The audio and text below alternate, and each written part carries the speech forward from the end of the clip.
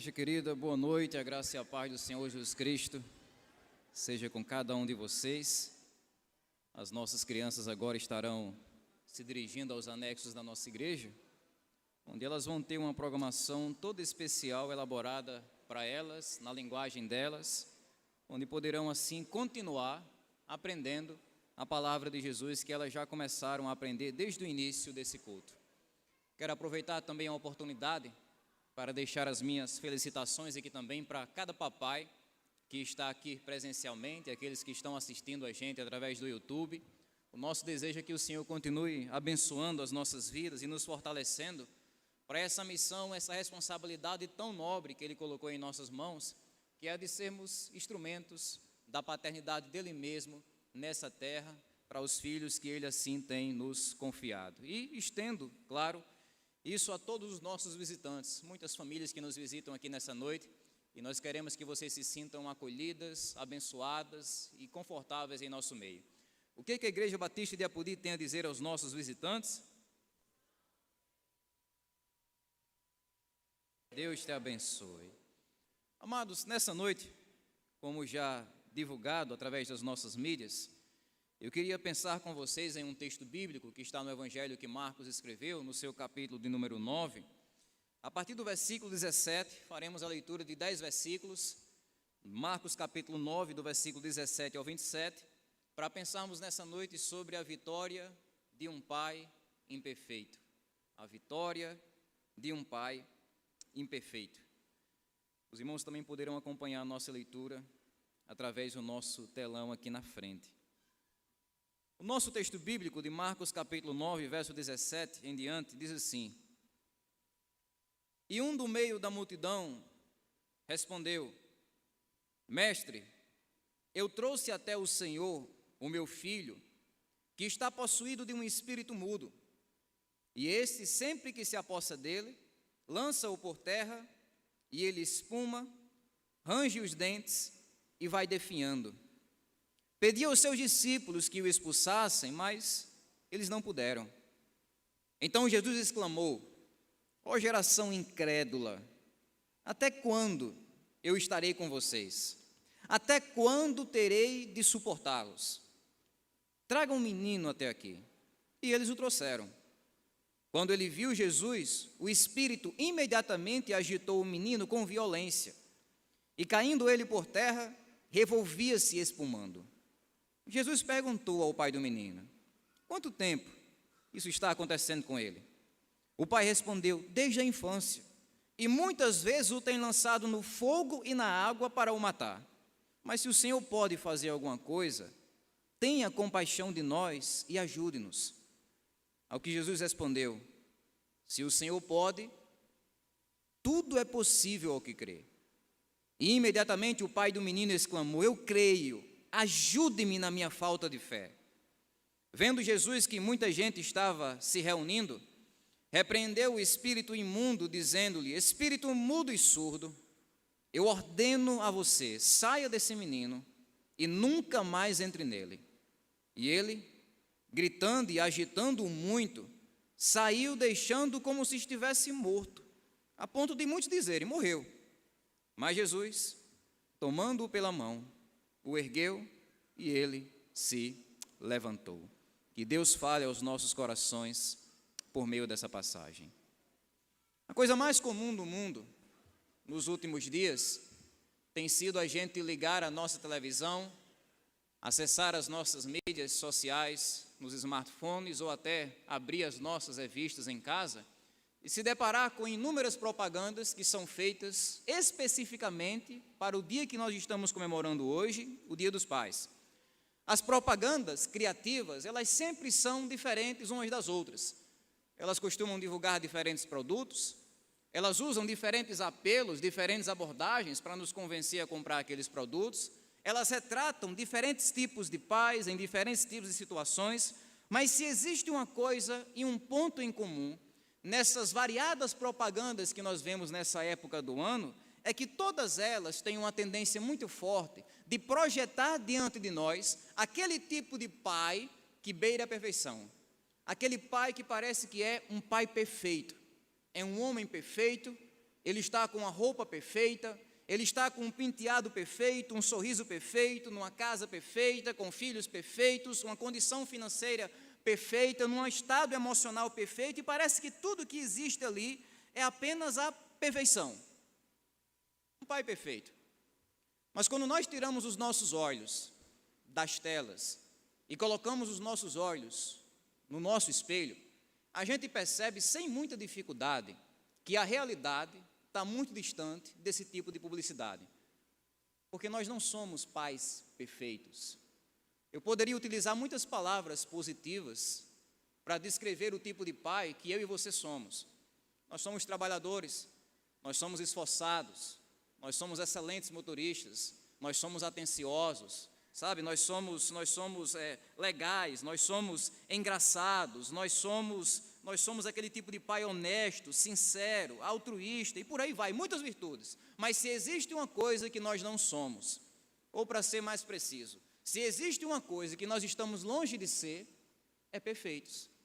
Nós não somos pais perfeitos, nós somos pais falhos, nós somos pais que erram, nós somos pais que vivem numa mistura de acertos e erros. Nós vivemos, uma vida onde temos de lidar com as nossas falhas. Então, nem sempre a nossa camisa está engomadinha, como aparece na TV, nem sempre os nossos cabelos estão penteados, nem sempre a nossa vida emocional está intacta, nem sempre nós sabemos direito o que fazer, o que não fazer, o que dizer ou quando dizer, nem sempre. Nós somos pais humanos e pais imperfeitos.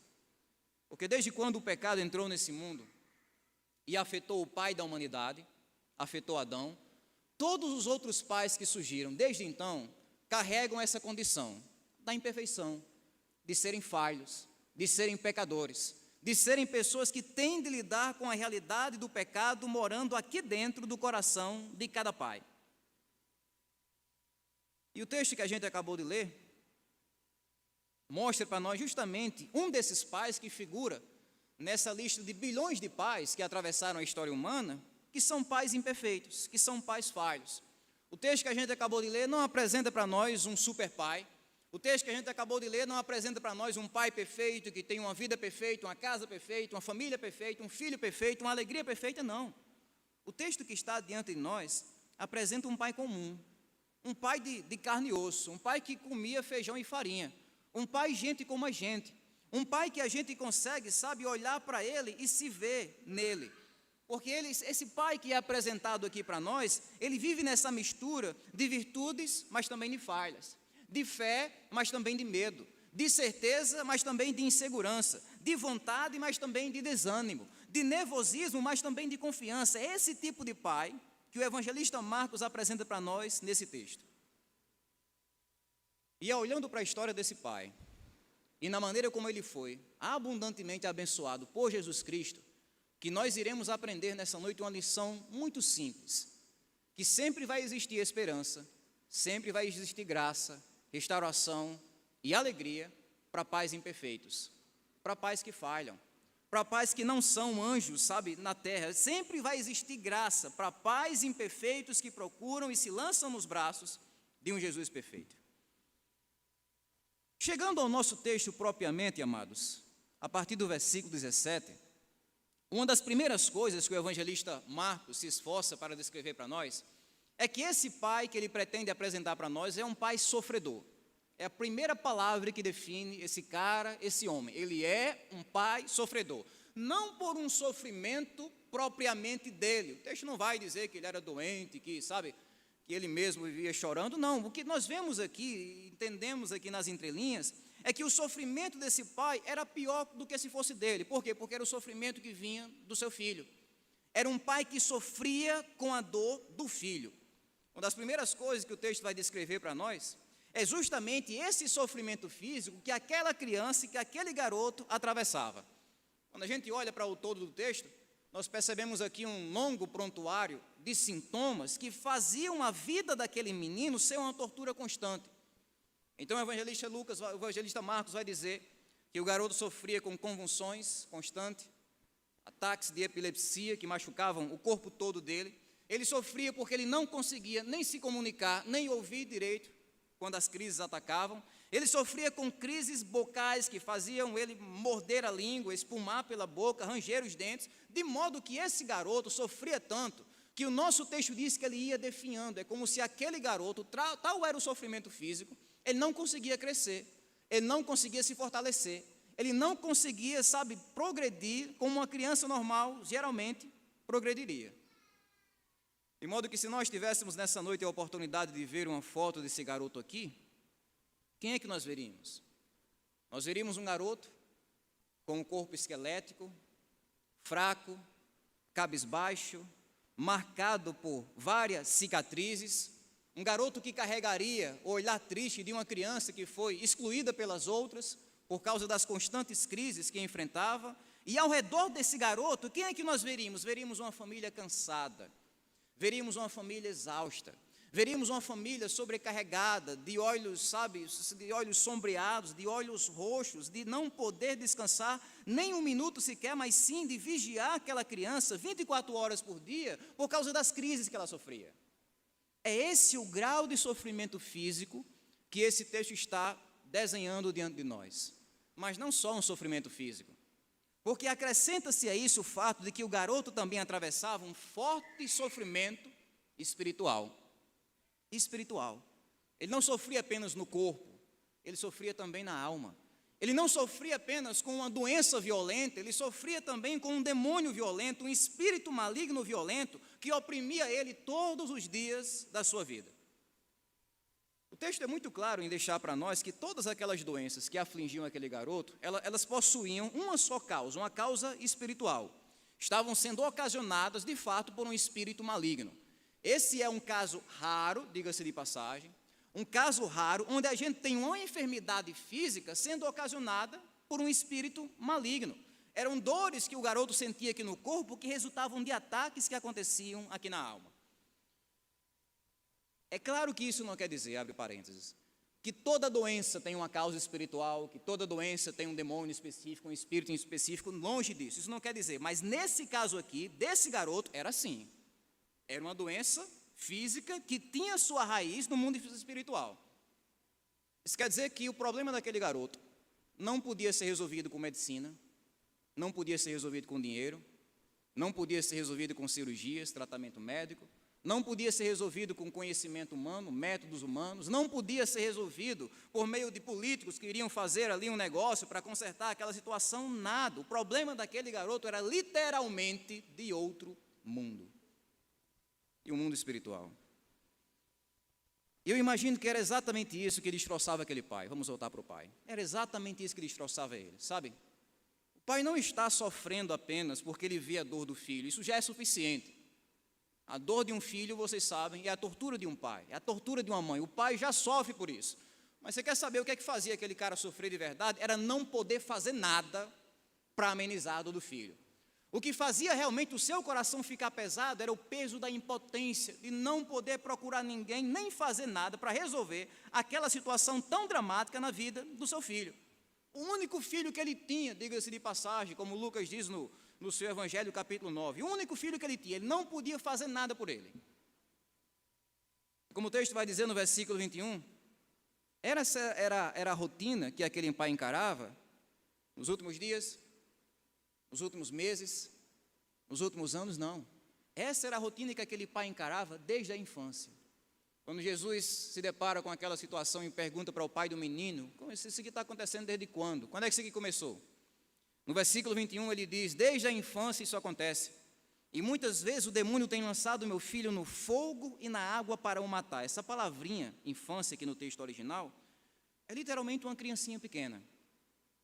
Sabe, no lugar dessa criancinha pequena estar correndo pelas esquinas, brincando com as outras crianças, de esconde-esconde, de barata, sabe, ela não está fazendo isso.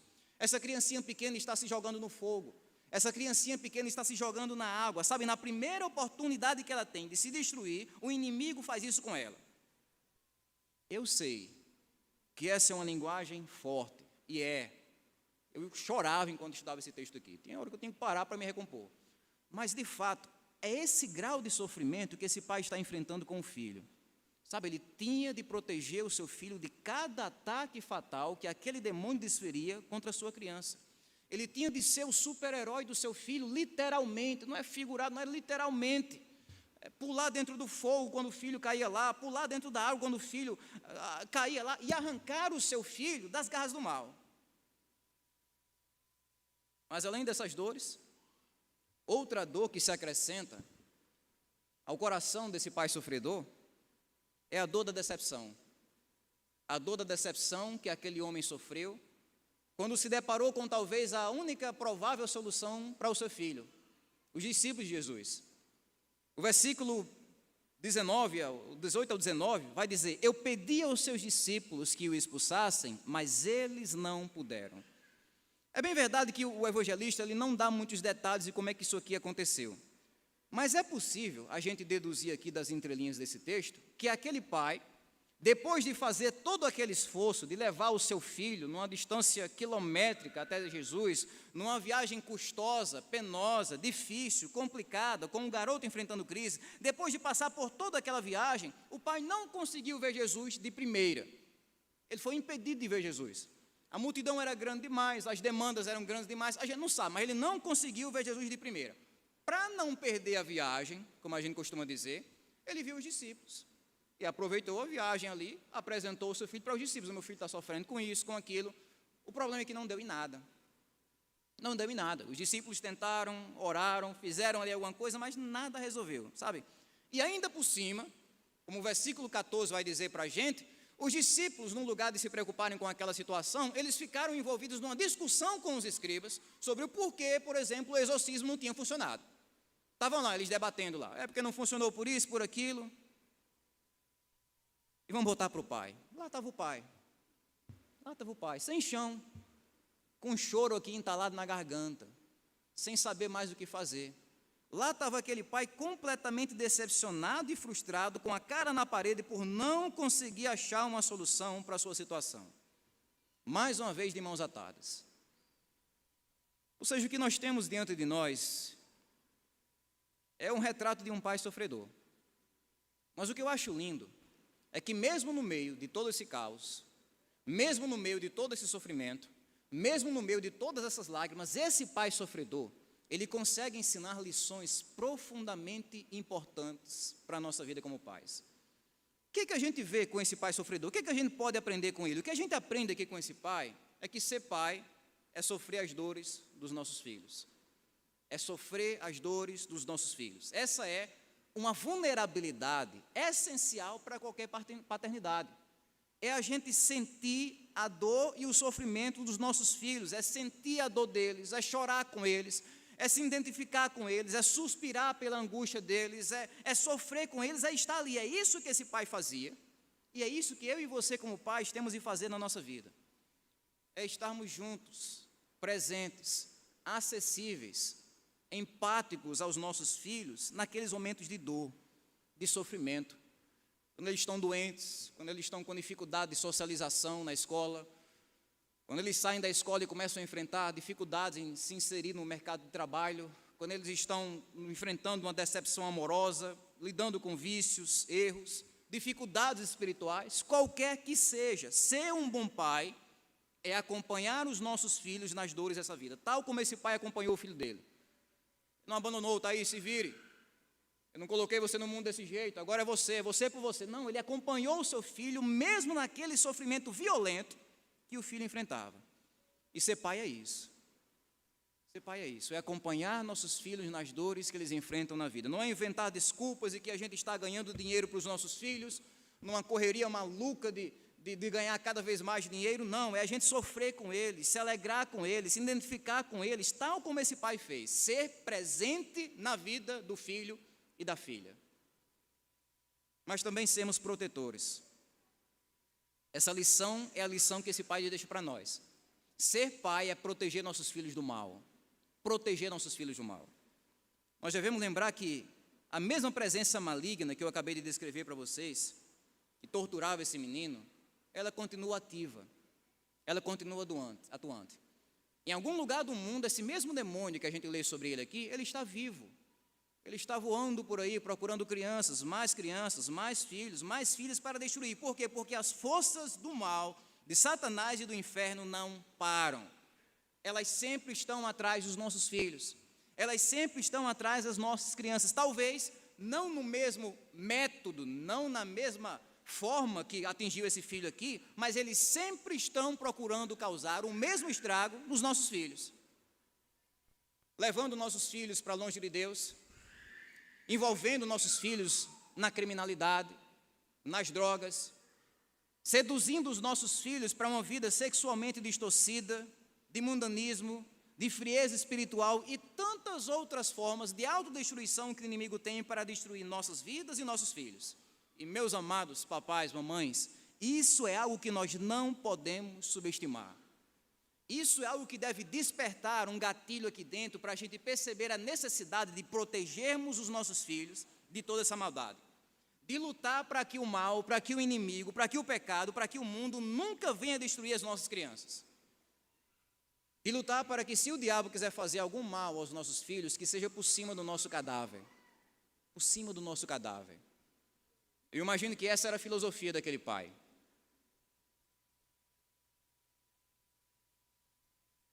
Você pode até colocar o meu filho no fogo, mas eu vou entrar no fogo lá e vou arrancar ele de lá.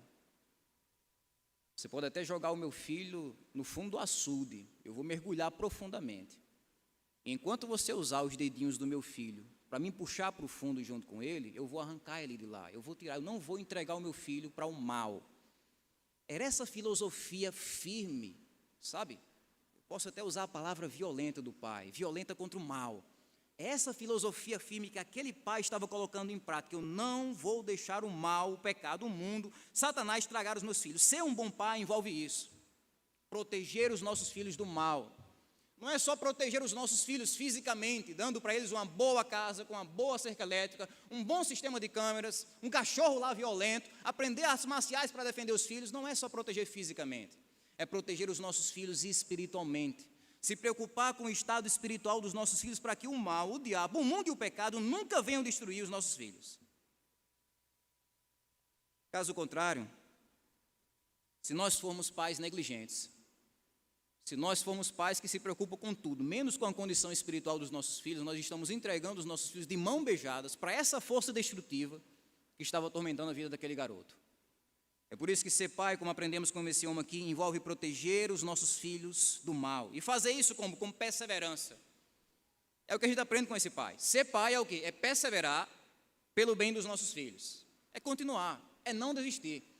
Nós não sabemos ao certo quantas crises aquele garoto enfrentou e quantas vezes aquele pai teve de intervir para arrancar aquele garoto daquelas crises. A gente não sabe. Talvez centenas de crises durante os anos. Mas o que é interessante é que esse pai continuava lá. Esse pai não desistiu. Esse pai não ficou cansado ao ponto de entregar as pontas, não. Ele perseverou pelo seu próprio filho. É provável que, olhando para o corpo desse pai aqui, ele estivesse cheio de queimaduras, de mordida, de arranhão, sabe? Mas ele não desistia, não. Ele continuava, ele perseverava pelo bem do seu próprio filho. E esse aqui é um componente essencial da paternidade. A perseverança. É não desistir de cuidar. Não desistir de encorajar, não desistir de abençoar, não desistir de interceder, não desistir de alegrar, de aconselhar, não desistir de perseverar pelos nossos filhos, fazer o bem aos nossos filhos, se doar, se entregar e se sacrificar, e fazer isso incansavelmente, até o dia em que Deus chamar a gente para a glória, e nós vamos deixar os nossos pequenos nas mãos do Criador. Até esse dia a gente vai perseverar pelo bem dos nossos filhos sem desistir, sem desistir. Em suma, esse pai sofredor mostra que ser um bom pai é isso. Sofrer com os filhos, proteger os filhos, perseverar pelo bem dos filhos, mesmo diante das nossas imperfeições. Mesmo diante das nossas falhas. Porque é isso que vemos na sequência do texto. O pai que é apresentado para nós, além de sofredor, ele também é um pai imperfeito. A gente olha, por exemplo, para o conhecimento que ele tinha de Jesus, e a gente vê que o conhecimento que aquele pai tinha de Jesus era um conhecimento imperfeito. Se ele fizesse um teste bíblico, ele não tiraria 10. O conhecimento dele não era tão preciso, não era tão apurado direitinho. É tanto que quando ele se aproxima de Jesus, quando ele finalmente encontra Jesus, e apresenta para Jesus aquele pedido de socorro, o que a gente vê aqui? Nós vemos um pedido de ajuda, sim, mas ao mesmo tempo nós vemos que aquele pai questionou o poder de Jesus. O verso 22 vai dizer: se tu podes fazer alguma coisa, tem compaixão de nós e ajuda-nos. Ou seja, ele sabia que Jesus tinha um desejo de ajudar. O que ele não tinha certeza é se Jesus tinha o poder para ajudar. É se Jesus tinha a capacidade de resolver aquela situação. Aquele pai não conhecia ainda a grandeza do poder de Jesus. Ele não tinha consciência que a pessoa com quem ele estava conversando era o Criador do universo. É por isso que ele diz: Jesus, se o Senhor puder fazer isso, faça. Ele não sabia do poder de Jesus. E é por isso que Jesus alarga o conhecimento daquele homem, fazendo uma pergunta simples. No verso 23, ao que Jesus perguntou: se o Senhor pode? Ouvi bem o que foi que você disse? Você perguntou se eu posso fazer isso por essa criança? Aí Jesus traz a promessa: tudo é possível ao que crê. É assim que Jesus, gentilmente, apresenta a onipotência ilimitada dele para a mente limitada daquele homem, daquele pai sofredor. É dessa forma que Jesus mostra que a grande questão a partir dali não é o poder que ele tem. A grande questão agora é a fé daquele pai. O poder de Jesus é onipotente, o poder de Jesus é ilimitado, o poder de Jesus pode todas as coisas. A grande questão é se aquele pai vai acreditar nisso ou não. Essa é uma parte muito dramática do texto, porque aqui é como se Jesus estivesse colocando todo o futuro daquela situação dramática nas mãos daquele pai. Até então, aquele pai nunca pôde fazer nada, né? A gente já viu, ele era impotente, não tinha como. Ele não tinha quem procurar, o que fazer, a quem recorrer, ele não podia fazer nada. Mas nesse ponto aqui, Jesus desafia aquele pai a fazer algo decisivo. Jesus olha para aquele pai e diz: se você crer, o seu filho vai melhorar 100%. Se você não crer, ele vai continuar desse jeito. Imagina o nervosismo, a onda de choque que bateu no coração daquele pai, sabe? Quer dizer que a diferença entre a vida e a morte do meu filho está aqui nas minhas mãos, na minha fé ou na minha falta de fé. É nesse momento que aquele pai descobre, sabe? Não é apenas o filho que precisa ser curado e libertado. O pai também precisa ser curado e libertado da incredulidade. É nesse momento que ele descobre que não é apenas o filho que precisa de ajuda, ele mesmo também precisa de ajuda para ser libertado da sua ignorância, da sua incredulidade. E a boa notícia é que aquele pai acreditou em Jesus, né? Novamente, mesmo colocando em Jesus uma fé imperfeita, porque o versículo 24 vai dizer que Jesus respondeu, o pai respondeu a Jesus dizendo o seguinte, em lágrimas: eu creio, ajuda-me na minha falta de fé. Eu já disse isso, vou dizer um bocado de vezes até morrer. Mas para mim essa é uma das definições mais lindas de fé em toda a Bíblia. Mais sinceras, mais humanas. Porque o que nós encontramos aqui nesse pai não é uma fé perfeita. Não é uma fé completinha, redondinha, cheia de acabamentos, não. O que nós encontramos aqui é uma fé imperfeita. Uma fé que, apesar de não ser completinha, ela é uma fé sincera. De um lado ele acredita: eu creio, Senhor, eu creio, mas Jesus, eu acho que eu não creio o suficiente. Me ajuda na minha falta de fé. A gente percebe ao mesmo tempo um homem que confia, mas um homem que quer confiar ainda mais. É o paradoxo da fé. É por isso que quando esse homem aqui sente aquele peso da insegurança, o que ele faz? Ele pede a ajuda de Jesus. E pede ajuda para ele. Até então ele pediu ajuda para o filho. Ajuda-nos, né? Plural. Ajuda a gente, ajuda eu e meu filho. Mas agora ele volta os olhos para ele mesmo. Será que eu vou acreditar? Será que eu não vou? Jesus, eu creio, mas eu peço a ajuda do Senhor agora para mim. Me ajude a acreditar ainda mais. E é assim que esse homem, desafiado por Jesus, ele é esvaziado de toda a sua autossuficiência para se colocar completamente na dependência de Jesus. Sabia que essa é a fé verdadeira? A fé verdadeira é que esse homem está colocando em prática aqui. Aquela fé que faz você depender não de você mesmo, mas de Jesus. Isso é fé. É o que esse homem tinha no coração dele. Ele diz: eu acredito no Senhor Jesus, eu só não acredito em mim mesmo, eu só não acredito na minha fé, me ajude a acreditar mais ainda. Essa é a essência da fé verdadeira. E quando o pai desse garoto sofredor age dessa forma, ele está ensinando lições preciosas sobre o tipo de pai que nós devemos ser. Ele mostra para nós que um pai abençoado é aquele pai que leva o seu filho até a presença de Jesus. Que leva o seu filho até Jesus. Foi isso que esse pai fez. Não deixou o seu filho lá, não, tudo bem, Jesus não vai fazer diferença não. Não, ele levou o seu filho para Jesus. O maior bem que eu e você podemos fazer é isso aqui. Seguir os passos desse pai e levar os nossos filhos até a presença de Jesus. Não é só dar comida, roupa, estudo, sustento. não é só também levar para a igreja, não é só fazer isso. Está envolvido no pacote? Tá, como as outras coisas, mas não é só fazer isso. Mas é levar nossos filhos até Jesus. Aquele pai não se contentou dando comida, dando roupas para o seu filho, dando conselhos, ou então só levando os filhos para os discípulos. Deu errado com os discípulos? Então tá bom, é o jeito de voltar para casa, né, e deixar por isso mesmo. Não. Aquele pai foi ao ponto, foi além e levou o seu filho para ter um encontro pessoal com Jesus. E é o que eu e você, como pais e mães, devemos fazer. Levar nossos filhos até a presença de Jesus. Seja por meio da nossa intercessão constante pela vida deles, seja por meio do nosso exemplo consistente que damos diante dos olhos deles, seja por meio da nossa maneira de ensinar, de compartilhar a palavra de Deus com eles, seja por meio da nossa maneira de se comportar, de assistir nossos filhos espiritualmente, nós devemos fazer todo o esforço possível para trazer os nossos filhos até Jesus, como esse pai fez. Porque ser um bom pai é se esforçar para isso, se esforçar para que nossos filhos tenham um encontro libertador com Jesus. Então, papais, mamães, também vale para todos, a gente não tem de levar nossos filhos apenas para as melhores viagens, a gente não tem de colocar apenas as melhores roupas dos nossos filhos, a gente não tem apenas de trazer os nossos filhos para as melhores escolas, de dar a eles as melhores casas desse mundo, os melhores confortos. Não, isso não é uma obrigação, mas essa parte aqui é uma obrigação que pesa sobre cada pai. Levar nossos filhos até o melhor e único Salvador que eles podem ter na vida, levar nossos filhos até a presença do Senhor Jesus Cristo. Mas lembrem comigo que a única forma de levar nossos filhos até Jesus é primeiramente estando com Jesus. Estando com Jesus. É o que esse pai nos ensina. Nós devemos crer em Jesus. Não tem como eu levar o meu filho para um lugar onde eu mesmo não vou estar. Não tem como. Eu não vou ter sucesso nesse negócio. Não tem como eu compartilhar com o meu filho uma fé que eu mesmo não tenho. Não tem como eu pedir do meu filho uma vida que eu mesmo não vivo. É por isso que, antes de tudo, todo pai precisa ser um seguidor de Jesus, um discípulo de Jesus, um crente em Jesus. Nós não podemos inverter esse quadro. Primeiro nós, depois nossos filhos.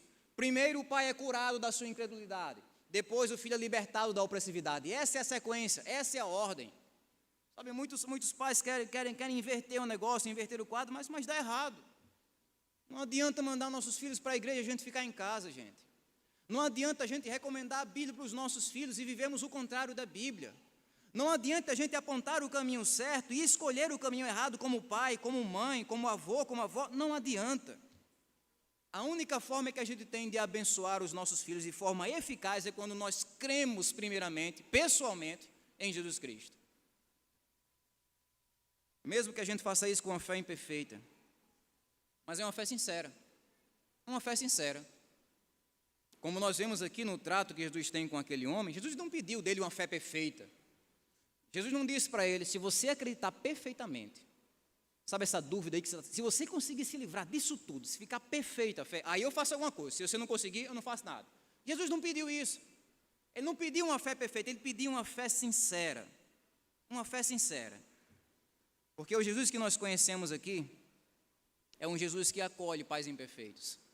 É um Jesus que acolhe pais sofredores. Então, mesmo que você, papai, olhe para a sua vida e não veja uma vida perfeita, uma vida de oração perfeita, uma confiança perfeita em Jesus, mesmo que você não veja uma perfeição na sua vida, vá até Jesus Cristo e busque a ajuda de Jesus.